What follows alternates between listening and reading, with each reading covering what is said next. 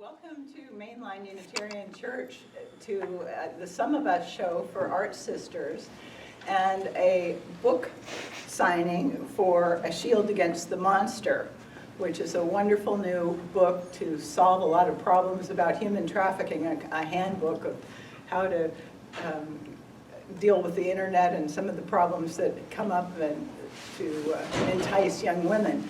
We have the authors here today, Carol Metzker, who's worked tirelessly for the cause forever, and her co-author, Anne Marie Jones. And they will be talking about the book and what they do. Thank you, Lily. And thank you, Art Sisters. Thank you.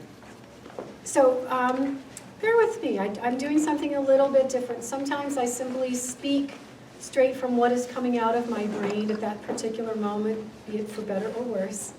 I had some thoughts this week as I was thinking about actually all of you, and particularly Art Sisters. So I actually put down some of those thoughts in writing, and I'm going to read a little bit today. First of all, on behalf of Anne Marie and myself, thank you, Mainline Unitarian Church and Art Sisters, for having us here, having this beautiful, beautiful exhibit that brings attention to the red sand, the exhibit, the sum of us, excuse me. Human trafficking, as many of you know, is not a subject that people are just sort of running to be with us at this time. It's Christmas, it's the holidays. It does not necessarily bring about thoughts of fuzzy red socks and hot cocoa and those sorts of feelings of well-being. It is a difficult subject. However, I hope that in the next few minutes, Anne Marie and I can convey to you that a sense of holiday spirit does not always fit in a box. It doesn't always come with a bow, although sometimes it does, and a wonderful bow sometimes. And that is because it is a feeling that comes from giving of your soul and of your heart. It comes from opening ourselves, being vulnerable, and you as artists, I know, do that every time you open a box with whatever kind of media you're working with. Over and over, I don't even know how many years Art Sisters, thank you, Linda, has been supporting the cause of anti-human trafficking from the main line to Philly and beyond. I can't even begin to guess how long each of you have dipped into your souls as well as your paint palettes to bring us art, new ways of looking at difficult concepts, and to bring us beauty that changes all of us. It's one thing to say you love someone. It is another to love survivors and people who are still being victimized. And it's another thing to hope for them, even when you've never met them. Your lives have never directly intersected, perhaps, and yet you sisters have just given over and over, even though the rest of the world is waiting for that personal connection before they jump in with 2 feet. You've jumped in there with your hearts and souls and your hands to do this over and over. Talk about gratitude. We are grateful. We are truly grateful. And we do it again. Yet again, we are grateful. So you've made possible showers, food, therapy sessions, and warmth, light, and hope for women who experience none of these things. We can't rescue or fix anyone or their problems, but we can, and you have, fueled these people's strength. We can provide resources so that the day that they feel ready to make that change in their lives, to believe that they are worthy of love, that they can make change. Everything is in place to do exactly that. That to me is the true gift of soul and spirit, and that is why we can walk out of here feeling different today. Please help me. Someone's phone? That's your button.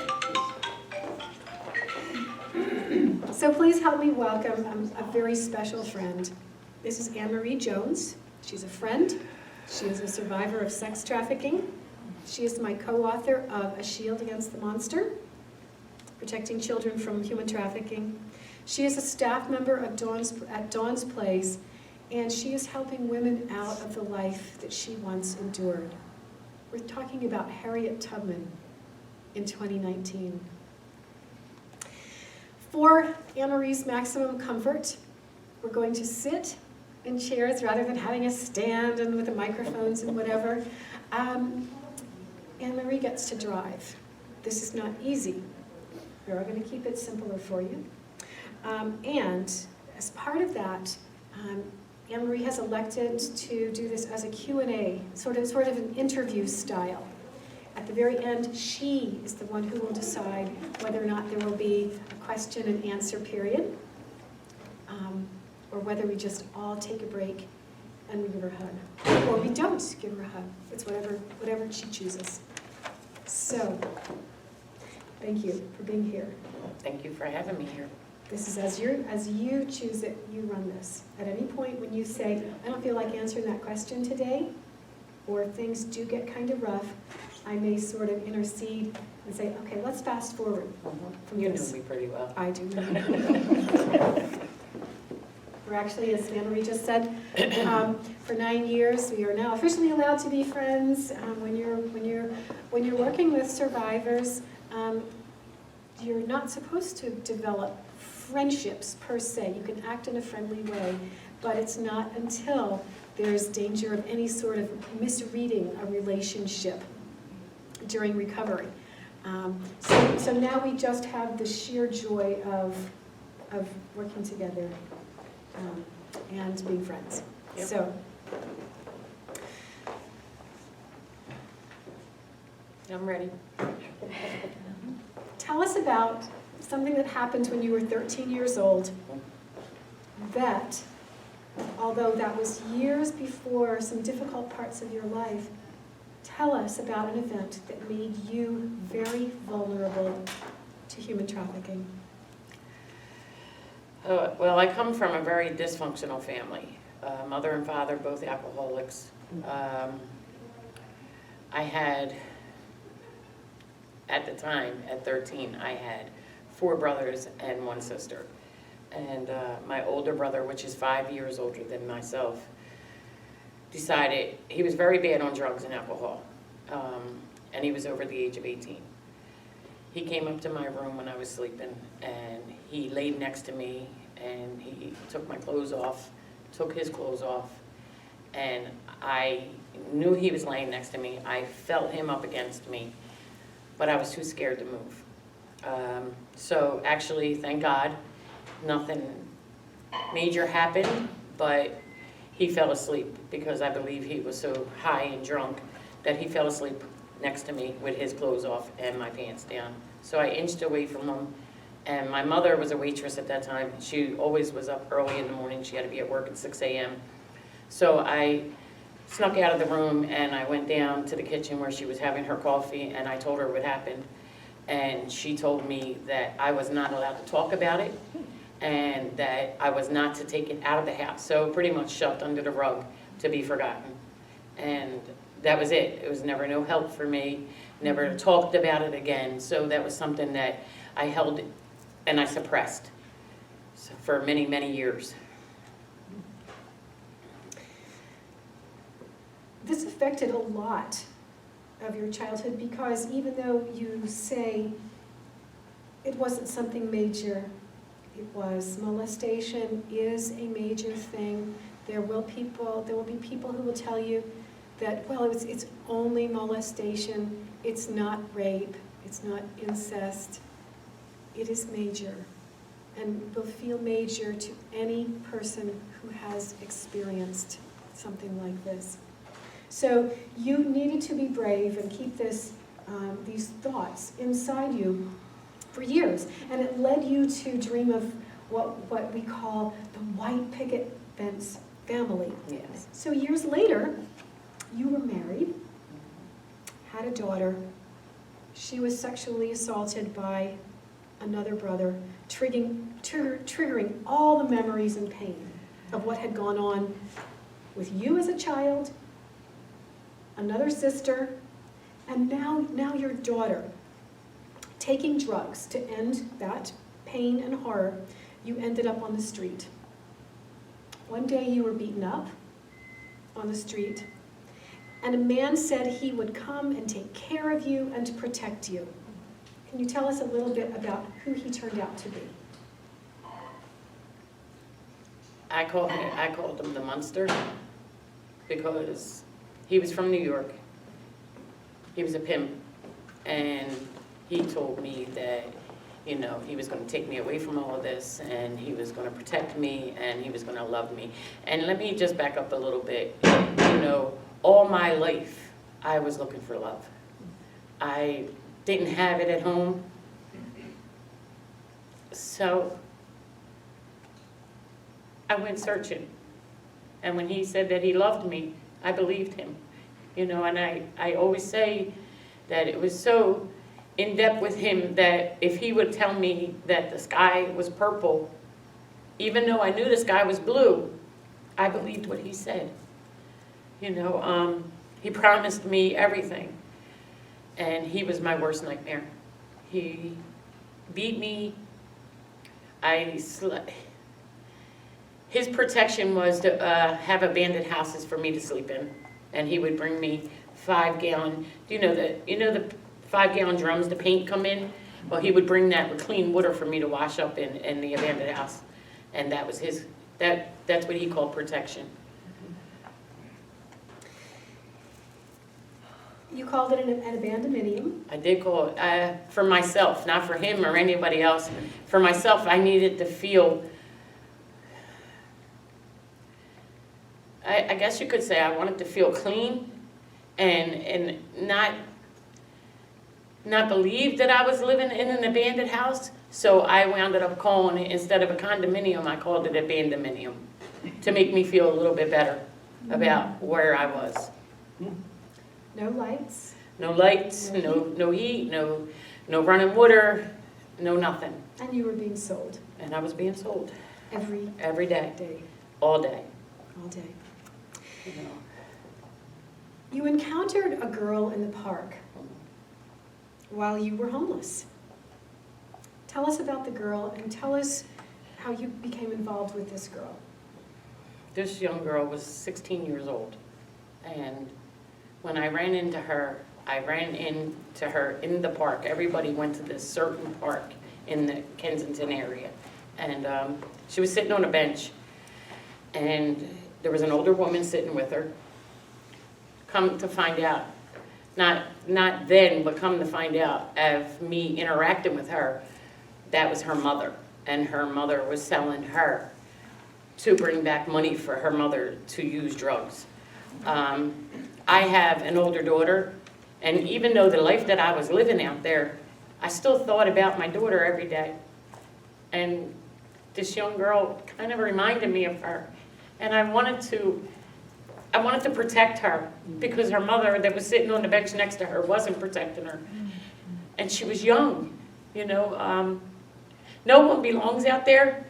I didn't belong out there, but I didn't want her out there. So anytime I got a chance to get any food or anything like that, I would always take it to her and make sure she ate, you know. I just felt like she didn't deserve to be put out there, you know, and I just wanted to protect her. No one deserves to be out there No. like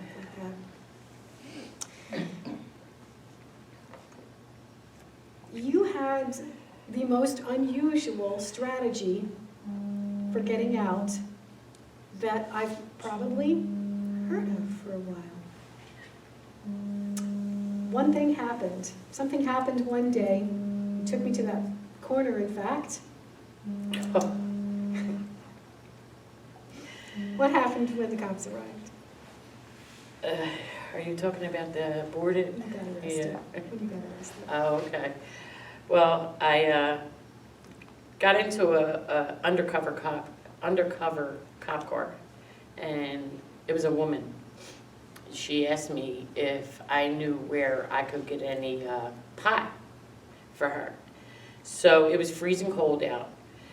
It was, I did an interview with somebody from the Inquirer, and this woman on that particular day that I got into the car, the reporter found out how cold it was outside. And I think she said it was something like 17 degrees outside. It was freezing outside. So I got in her car, and I really didn't know where to get any pot. But I just wanted to be warm and just get out of the street. So she was asking me other questions in the car, and she was asking me if I have ever been with a woman, and I was just going along with it because I wanted to be warm. So I took her to a spot where I would normally take my tricks, you could say, and when you're in the streets and you're learning how to survive out there, you learn the tricks and the trades of the streets. So I looked in the passenger side mirror, and I seen a car following us. And we turned one corner, that car turned the corner. We turned another corner, that car turned. So I knew that she was a cop, and I knew that we were being followed, and I knew I was going to be arrested. So Arrested for? Prostitution. So when we pulled over,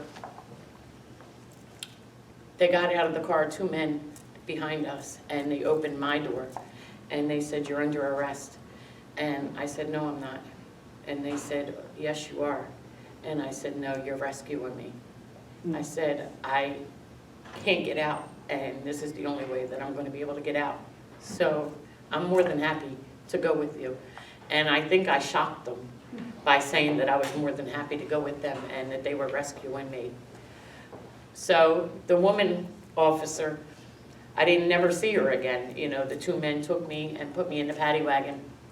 So many, many, many years later, I would say it was probably maybe 2 years ago, 3 years ago, I was doing a presentation in Center City at the Mental Health Association, and this presentation was for people that worked in the hospital field and FBI agents and also police officers. And I was sitting at a table like we were just doing, and this woman walked over, and she had a trench coat on and this funny looking hat. And I was looking at her, and I said, "I know her." And I said, "By any chance, are you a police officer?" And she said, "Yes." And I said, "You might not remember me for the way I look now." I said, "But many years ago, you arrested me. And when you arrested me, I told the officers that I was being rescued."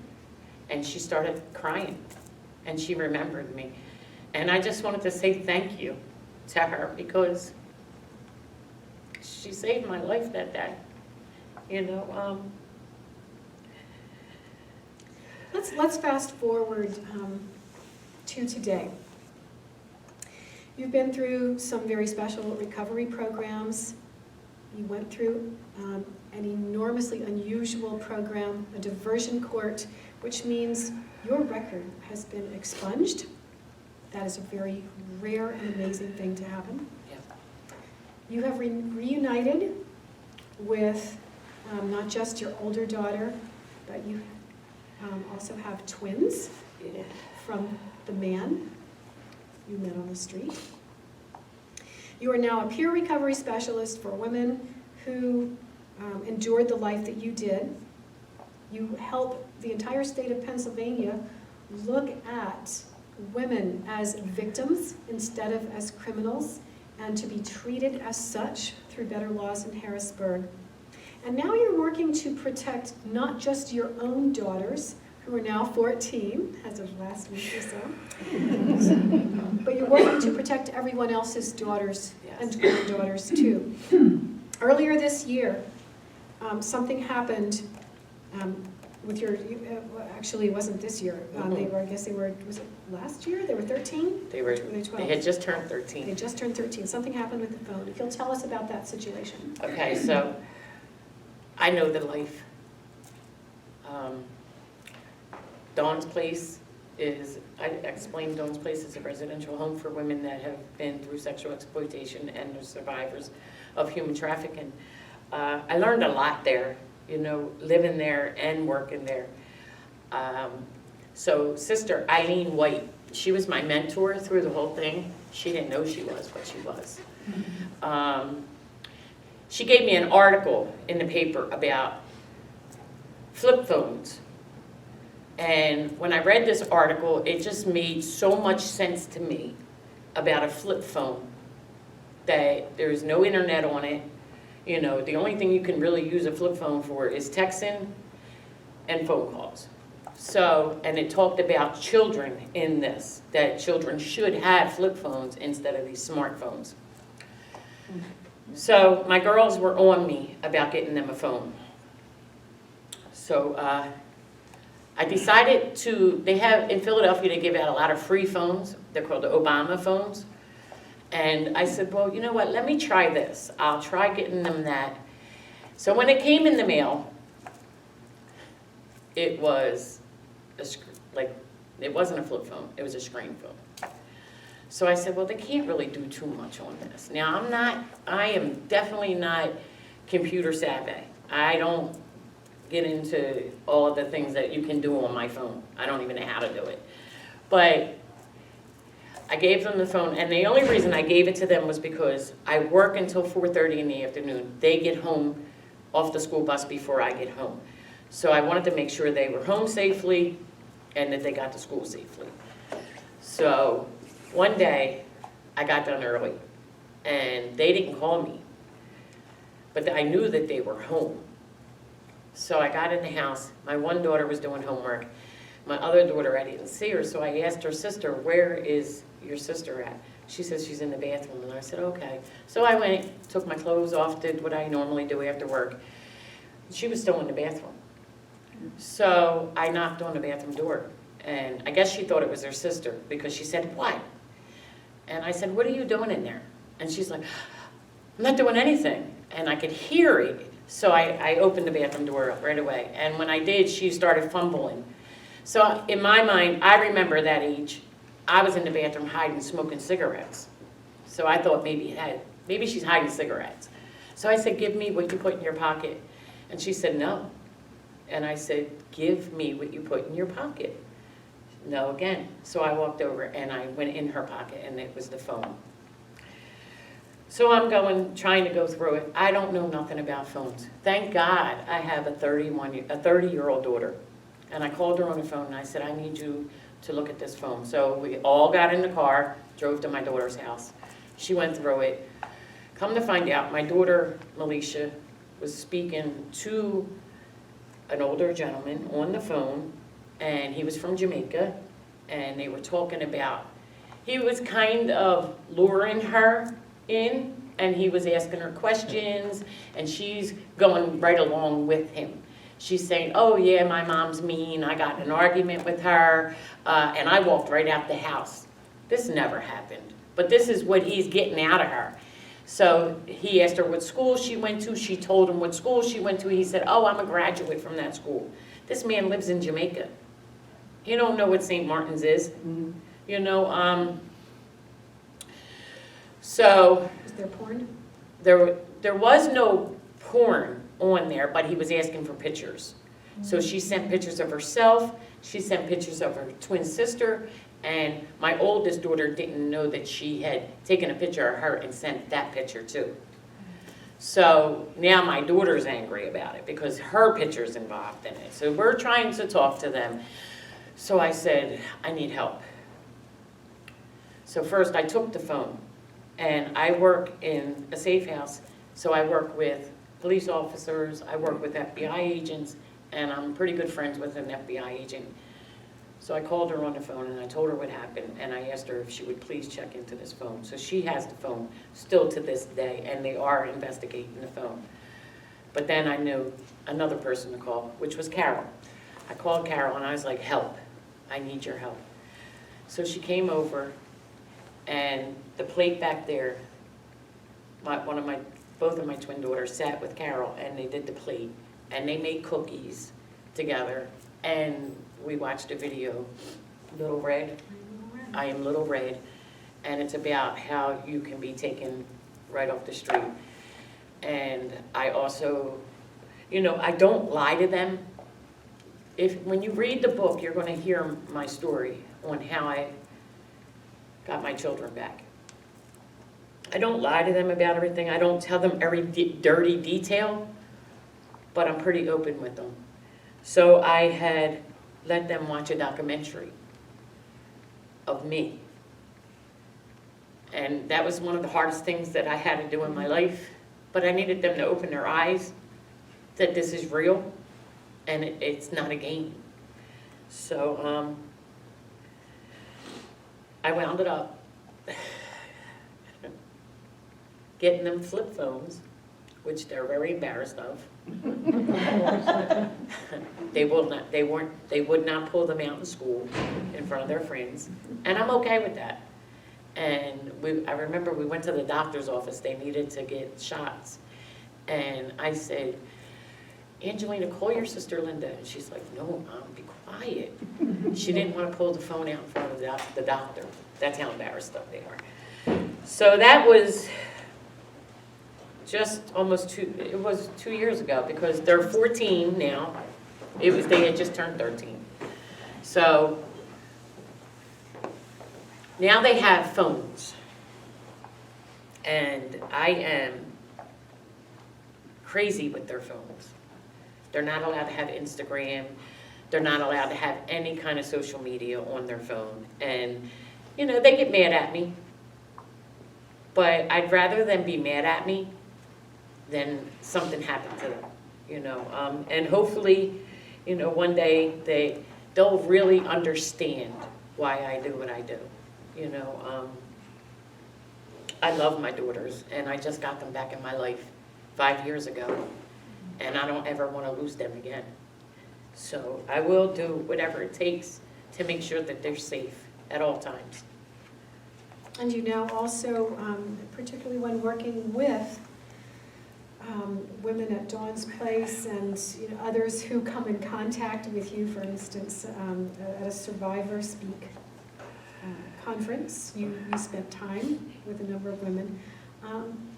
We make sure that the women have the book, that they have contact information for you, for me, whatever resources they might need, because it is so prevalent. Anything else you want to say about the book, or would you just like to say, what's your favorite 3 words? What's life like for you now? I'm happy, joyous, and free. And about the book, please really read the book and talk about it with your friends. Tell them to pick a book up and really, because there's some things in here, especially the apps for children. Some of the apps that we got from my twins, they told us some of the apps, and we researched them. And there's this one app that my daughters were telling me about, that it looks like a calculator. So when you're checking your kids' phones and you see a calculator, you're going to go buy it because it looks like a calculator. But behind that calculator, there is a thing called, I believe it's called Monkey. And it's an app for, just what we're sitting here today talking about, And the cover, it's funny. When I walked in here today, and you were all in church service, I started looking at all the paintings. And I walked over to that painting right there. And it reminded me of my book. When I got to Dawn's Place, I was scared, I was broken. I didn't trust anybody. In Dawn's place, there's everything that's in Dawn's place pretty much was donated by people that cared about us. And in the living room, there's a picture. And no one would think that it was the nicest picture in the world. I mean, it's 2 camels with 2 women on the camels. And I guess they're Muslim women. They got the cover over them. But I used to sit there every night and I would look at this picture. And I wound up giving it a name. And the name was Coming Out of the Storm. And it reminded me of coming out of the storm. So now I think the nuns might think I'm crazy because every picture that comes in the house, I'm like, I want to give it a name.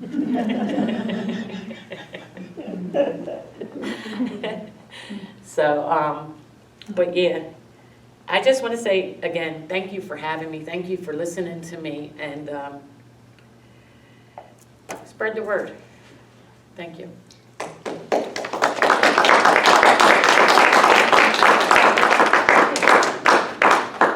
Like to ask questions? I just want to say you're very brave, and I really admire your courage because it's very hard to do what you did and change the course of your life. Thank you. I appreciate it. Thank you. Well, it's supposedly the season of giving.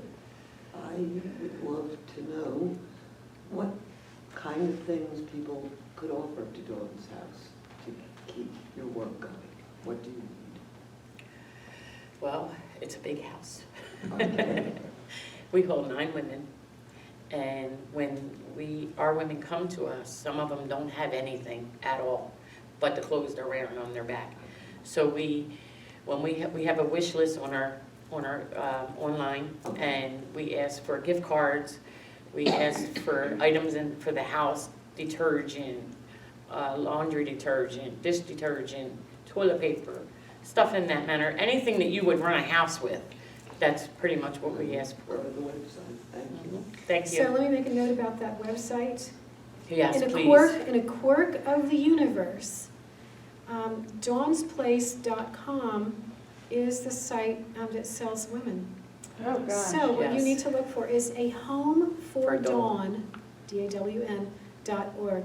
If I may also, so programs, there's so few programs in a sense in this region that are really good programs that they all work together. Dawn's Place is where I volunteer, and where you work, I also work, I consult to the Salvation Army's New Day to Stop Trafficking program. Those of you who were here for the church service heard about the Drop-In Center, which is a place in Kensington where women who are currently in the life, as it is called, can drop in for a shower, food, clothing, etc. So there are all sorts of tangible items